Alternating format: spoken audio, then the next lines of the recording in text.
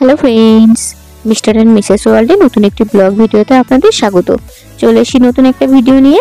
আজকে আমি আপনাদের সাথে শেয়ার করব আমি আমার বাবুর জন্য কিভাবে ড্রাই ফ্রুটসের লাড্ডু বানাই আর আরও টিপস। চলুন তাহলে ভিডিওটি শুরু করি। এখন তো খুব মেঘলা বৃষ্টি পড়ছে, সেই জন্য আমার ছেলে আজকে একটু দেরি করে ঘুম থেকে উঠেছে। ওই জন্য ওকে সকালবেলার ফর্মুলা মিল্ক দিইনি, একেবারে আমি ওকে ব্রেকফাস্ট দিয়ে দিয়েছি। সেই জন্য ব্রেকফাস্টের জন্য আমি একটা পাকা কলা খুব ভালো করে ম্যাশ করে নিয়েছি। এবার এতে আমি 2.5 চামচ মতো মুড়ি গুঁড়ো দিয়ে দিয়েছি আর 1.5 চামচ মতো ফর্মুলা মিল্কটা অ্যাড করে দেব। তারপরে এতে আমি একটু গরম পানি দিয়ে এটাকে খুব ভালো করে মিক্সড করে নেব। যে সমস্ত বাচ্চার ওজন কম আছে তারা কিন্তু মুড়ি গুঁড়ো আর কলা এই দুটোই খাওয়াতে পারেন। মুড়ি গুঁড়ো কিন্তু খুব ভালো হজম হয় বাচ্চাদের, আর কলা তো ওয়েট গেনিং ফুড। অনেকে বলেন নাকি কলা খেলে কোষ্ঠকাঠিন্য হয়, কিন্তু আমার বাচ্চার কিন্তু কোষ্ঠকাঠিন্য হয়নি। কলা কিন্তু খুব ভালো, মানে বাচ্চার গুডস ফ্যাট বাড়াতে সাহায্য করে, মানে বাচ্চার ওজন বাড়বে কিন্তু সেটা স্বাস্থ্যকর উপায়ে। তারপর এতে আমি দিয়ে দিয়েছি একটা ড্রাই ফ্রুটসের লাড্ডু। আমি আমার বাচ্চার জন্য ড্রাই ফ্রুটস আর খেজুর দিয়ে লাড্ডু বানিয়েছিলাম, সেটাই দিয়ে দেবো। আমার ছেলে 10 মাস আজকে কমপ্লিট হলো, তাই আজ থেকে এটা আমি দেওয়া স্টার্ট করলাম। যে সমস্ত বেবির 1 ইয়ার্স হয়ে গেছে তারা নিশ্চিন্তে এটা দিতে পারে না। এটা খুব ভালো একটা হেলদি ব্রেকফাস্ট। এটা খুব ভালো করে মিক্সড করে আমার ছেলেকে খাইয়ে দেবো। আজকে তো বৃষ্টি পড়ছে, খুব মেঘলা, তাই আমরা একটু ম্যাগি বানালাম। চলুন আপনাদের সাথে ম্যাগি রেসিপিটা শেয়ার করি। আমরা এইভাবে ম্যাগি বানাই, মানে আমি এইভাবে ম্যাগি বানাই। প্রথমে ম্যাগিটাকে একটু পানি দিয়ে সিদ্ধ করে নিয়েছি, আর বাইরে দেখুন বৃষ্টি পড়ছে, অল্প করে পানি দিয়েছি যাতে পানিটা টেনে নেয়। ম্যাগিটা এরকম হওয়ার পর আমি নামিয়ে নেব। নামিয়ে নেওয়ার পর একটু কাঁচা লঙ্কা দিয়ে দিলাম আর পেঁয়াজ আর আলু দিয়ে দিলাম। এতে একটু লবণ আর একটু হলুদ দেবো। তারপর আলুটাকে খুব সুন্দর করে ভেজে নেব। আপনারা তো ম্যাগি খান, কিন্তু এইভাবে খেয়ে দেখবেন খুব সুন্দর টেস্ট হয়। আর আমরা চাউমিনটা খাই না, ম্যাগিটাই এই চাউমিনের মতো করে রান্না করেই খাই, আর সেটা খেতে খুব ভালোও লাগে। আমার আলুটা ভাজা হয়ে গেছে, এরপর আমি তুলে নেব। 2টো ডিম একটু নুন আর গোলমরিচ দিয়ে একটু ভুজিয়া মতো করে নেব ডিমের। ডিম আর চিকেন দুটোই আমি ব্যবহার করব, আর চিকেনটা একটু কম ছিল বলে ডিমটা দিলাম।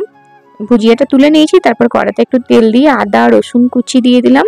এটা যখন দেখবো একটু গোল্ডেন ব্রাউন হয়ে গেছে, এতে চিকেন দিয়ে দিয়েছি। আর চিকেনের কুচিগুলো দেওয়ার পরে গোলমরিচ গুঁড়ো, ভিনিগার আর সয়া সস এই 3টে মাস্ট দিতেই হবে। খুব ভালো করে দিয়ে দিয়েছি। অনেকটা টাইম নিয়ে বেশ চিকেনটা একটু ভাজা ভাজা করে নিয়েছি। চিকেনটা যখন সিদ্ধ হয়ে যাবে, তারপরে ওই যে আলু ভেজে রেখেছিলাম আর ডিম যে ভুজিয়া করে রেখেছিলাম সেগুলো সব দিয়ে দেবো। দিয়ে দেওয়ার পরে green chilli sauce, red chilli sauce দিয়ে দিয়েছি, আর একটু ম্যাগির হট অ্যান্ড চিলি সস দিয়েছি। তারপরে ম্যাগিটা দিয়ে দিলাম। দেওয়ার পরে খুব ভালো করে মিক্সড করে নেব, আর উপর থেকে আর একটু ম্যাগির হট অ্যান্ড চিলি সস দিয়ে দেবো। তারপরে এটাকে আপনারা স্যালাডের সাথে পরিবেশন করবেন, লঙ্কা কুচি, পেঁয়াজ কুচি, শসা কুচির সাথে দেখবেন খুব সুন্দর খেতে লাগবে। আমার তো এটা হয়ে গেছে। তারপর আমার বাবুর জামা কাপড়গুলো কাঁচা হয়ে গেছিলো, সেটা আমি ওয়াশিং মেশিনে একটু ড্রাই করে নিচ্ছি, মানে স্পিন করে নিচ্ছি, যাতে জামা কাপড়গুলো শুকিয়ে যায়, নাহলে জামা কাপড় একদম শুকাতে চাইছে না। আমি জাস্ট এখানে শুকিয়ে নিলাম, আমার কাঁচা হয়েই গেছিলো, কোনো পানিও লাগেনি। তারপর এটাকে জাস্ট একটু হালকা বাতাসে দিলেই জামা কাপড়গুলো শুকিয়ে যাবে, নাহলে বর্ষাকালে জামা কাপড় শুকাতে চাইছে না, আর প্রচণ্ড গন্ধ বার হচ্ছে জামা কাপড়ে, আর কাঁথাগুলো তো একেবারেই শুকাতে চাইছে না। তারপর দুপুরের খাবারটা আমার ছেলেকে দিয়ে দিয়েছি। ও দুপুরের খাবারটা খাওয়ার পরে ওকে আমি আবার একবার রেডি করে দিয়েছি। ও যাবে ও দাদা ভাই আর আব্বুর সাথে আধার কার্ড করতে, মানে আমার ছেলেও আধার কার্ড করতে যাবে, ভাবতেই আমার হাসি পাচ্ছে। দাদা ভাইয়ের সাথে রেডি হয়ে গেছে, মানে বাইরে যাওয়ার কথা হলে তো খুব খুশি, আর বাইকে চাপতে পেলেও খুব খুশি। আমরা খুব কাছে যদি কোনো জায়গায় যাই তাহলে ওকে বাইকে করে নিয়ে যাই, যেমন ইঞ্জেকশন দিতে বা খুব কাছে কোথাও হলে। দেখুন ও বাইকে চাপলে ঠিক আমাদের দুইজনের মাঝখানে চাপে, এমনকি ওর আব্বুর জামাটাও হাতে করে চেপে ধরে, মানে বাইকে চাপাটাও শিখে গেছে। আমি আব্বুকে বলছি এই দেখুন হাতে করে চেপে ধরে আছে। এবার আমি ওকে বলছি আমার কাছে এসো, কোনো রকম আসবে না। এই আব্বু যে কোলে তুললেন, ও ভাবছে ওকে নামাতে যাবে, সেজন্য খুব কান্না করছিল। ওই যাচ্ছে ওনারা। আমার ছেলে রেশন কার্ডও হয়ে গেছে, আধার কার্ডটা হয়ে গেলেই হয়ে যাবে। এই আধার কার্ডটা একটা প্রিন্ট দিয়েছে। বাবুর মুখটা যতবার দেখছি হাসি পাচ্ছে। চলুন তাহলে আমি ড্রাই ফ্রুটসের লাড্ডুটা আপনাদেরকে কিভাবে বানালাম সেটা শেয়ার করি।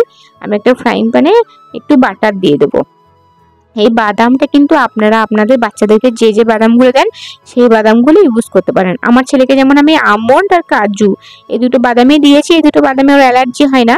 এবং বাদাম কিন্তু বাচ্চাদের জন্য খুব ভালো, কিন্তু আবার একটু খারাপও আছে। বাদাম থেকে কিন্তু অ্যালার্জি হওয়ার প্রবণতা খুব বেশি হয়, সেজন্য একটু ভেবে চিন্তে দেবেন। কিন্তু যদি বাচ্চা হজম করতে পারে, ওই যে আমি সকালের ব্রেকফাস্টে দেখালাম, বা বাদাম যদি হজম করতে পারে, এটা কিন্তু খুব ভালো বাচ্চার জন্য। আমি একটা রেসিওতে এটা একটা বানিয়েছি, মানে একটা মাপ করে আমি 16টা আমন্ড দিয়েছি এবং 8টা দিয়েছি কাজু বাদাম। কাজু বাদাম আর আমন্ড আমি এই দুটো ভালো করে একটু ভেজে নেব। যখন দেখব একটু সামান্য ভেজে নিয়েছি আগে, তারপরে এখানে আমি দিয়ে দেবো 2টো আখরোট। আখরোটই কিন্তু বাচ্চাদের জন্য খুব বেশি মানে ভালো। আখরোটে সব থেকে বেশি পরিমাণে ওমেগা 3 থাকে, মানে ওমেগা 3 ফ্যাটি অ্যাসিড যেটা। কিন্তু আখরোট কিন্তু বাচ্চাদের অ্যালার্জি হতে পারে, আবার অনেক বাচ্চার হয়ও না। তাই আমি 2টো আখরোট প্রথম আজকে ট্রাই করলাম, তা দেখলাম আল্লাহর রহমতে আমার ছেলের কোনো প্রবলেম হয়নি। খাবার থেকে অ্যালার্জিটা আমার ছেলের সাধারণত আমি দেখেছি কোনো খাবারই হয়নি। আমি সেরকম খাবার দিও না, আমি খুব বুঝে শুনে একেবারে দিই। তারপরে এটাকে আমি খুব ভালো করে একটু মানে ভেজে নেব। আর এই ড্রাই ফ্রুটসের যে লাড্ডুটা আপনারা আপনাদের জন্যও বানাতে পারেন, মানে খুব ভালো খেতে হয়েছিল। তারপরে এখানে আমি 16টা খেজুর নিয়েছি আর 8টা নিয়েছি কিশমিশ। কিশমিশ কিন্তু বাচ্চার ওজন বৃদ্ধিকারী একটা খাবার। কিশমিশ খেলে কিন্তু বাচ্চার খুব ওজন বাড়ে, কারণ কিশমিশ যেহেতু আঙুর শুকিয়ে তৈরি করা হয়, তাই এর ক্যালোরি গুণটা অনেক বেড়ে যায়। তাই 1 বছরের উপরে বাচ্চা হলে নিশ্চিন্তে কিশমিশ খাওয়াতে পারেন। আমি বাদামগুলোকে এখানে খুব ভালো করে পেস্ট করে নিয়েছি। বাদামে তো এক ধরনের তেল থাকে, আর যেহেতু এখানে বাটার ছিল, মানে ড্রাই ফ্রুটসের লাড্ডুটা যে কি সুন্দর খেতে হয়েছিল। আমি বেশিরভাগটা খেয়ে নিয়েছি আমার ছেলের লাড্ডু, মানে এত টেস্টি হয়েছিল। আপনারা বাড়িতে বানিয়ে দেখতে পারেন, নিজেদের জন্য বানিয়ে দেখতে পারেন। আর এখানে খেজুরটা দিয়ে, খেজুর আর কিশমিশ দুটো একসাথে করে ভালো করে আমি এটাকে পেস্ট করে নেব, মানে ব্লেন্ড করে নেব। আমার খেজুর আর কিশমিশও মানে ব্লেন্ড করা হয়ে গেছে। আমি যতটা পরিমাণে পেরেছিলাম খোলা ছাড়িয়েছিলাম। আপনারা চাইলে পুরো খোলাটা ছাড়াবেন, কিন্তু আমার খোলা ছাড় ছিল না। তারপরে এটাকে আমি একটা এই ফ্রাইং প্যানের উপরে খুব সুন্দর করে হাতে করে মাখিয়ে নেব। মাখিয়ে নেওয়ার পর দেখবেন যে তেল ছেড়ে দিয়েছে, কারণ বাটার দিয়েছি তো, আর ফ্রাইং প্যানটাই বাটার ছিল। এটা খুব সুন্দর করে আমি মাখিয়ে নেব। আমি এটা 8টা বানাতে চেয়েছিলাম। আমার ছেলেকে তো প্রতিদিন দিই না, আর যেদিনকে আমি কিন্তু দিই খেজুর আমি 2টো করে দিই। আর আমার খেজুরটা কিন্তু একটু ছোট ছোট ছিল, সেই জন্য আমি 2টো করে দিয়েছি। আপনারা বড় খেজুর হলে বাচ্চাদের একটাই খেজুর দেবেন, সেখানে খেজুরের পরিমাণটা একটু কমিয়ে নেবেন। আর ড্রাই ফ্রুটসের লাড্ডুটা আমি ছোট ছোট বানিয়েছি। আমি এরকম করে একটা মন্ড পাকিয়ে নিলাম, এরপরে ছোট ছোট ছোট ছোট করে লাড্ডুর মতো বানিয়ে নিয়েছি। আমি আমার ছেলেকে 2টো করে খেজুর দিই, সেজন্য আমি 8 দিনেই বানাতে চেয়েছিলাম, কিন্তু তারপরে দেখলাম প্রথমবার দেবো তার একটু ছোট ছোট বানায়, তাই আমি 11টা বানিয়ে নিয়েছি। আপনারা যেরকম ভাবে দেবেন বাচ্চাদেরকে সেরকম মাথায় রেখে বাদাম, আমন্ড, কাজু সব ওরকম ভাবে দেবেন।